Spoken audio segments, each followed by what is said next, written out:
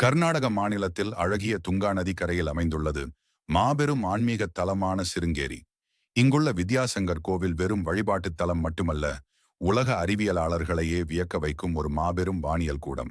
14ஆம் நூற்றாண்டில் விஜயநகர பேரரசின் காலத்தில் கட்டப்பட்ட இந்த கோவில் எந்த ஒரு நவீன தொழில்நுட்பமும் இல்லாத காலகட்டத்தில் அக்மார்க் அறிவியல் படி கட்டப்பட்ட மாபெரும் கட்டிடக்கலை அதிசயமாகும். இந்த கோவிலின் பிரதான மண்டபத்திற்குள் நுழைந்தால் அங்கு 12 பிரம்மாண்டமான தூண்கள் வட்ட வடிவில் அமைக்கப்பட்டிருப்பதை காணலாம். இந்த ஒவ்வொரு தூணும் 12 ராசிகளை மாதங்களை குறிக்கின்றன. இதன் மாபெரும் அற்புதம் என்னவென்றால், ஒவ்வொரு நாளும் காலையில் சூரியன் உதிக்கும் போது அதன் முதல் ஒளிக்கதிர் சரியாக எந்த மாதம் நடக்கிறதோ அந்த மாதத்திற்குரிய ராசி தூணில் மட்டுமே மிக துல்லியமாக விழும்.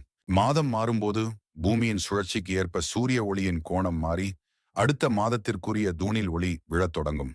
இது ஒரு வருடத்தின் 12 மாதங்களுக்கும் எந்த ஒரு பிழையும் இல்லாமல் தொடரும். உத்தராயணம் மற்றும் தட்சிணாயணம் எனப்படும் சூரியனின் 6 மாத கால வடதிசை மற்றும் தென்திசை பயணங்களை ஒரு மில்லிமீட்டர் கூட பிசகாமல் கணக்கிட்டு இந்த தூண்களையும் வாசல்களையும் செதுக்கியுள்ளனர்.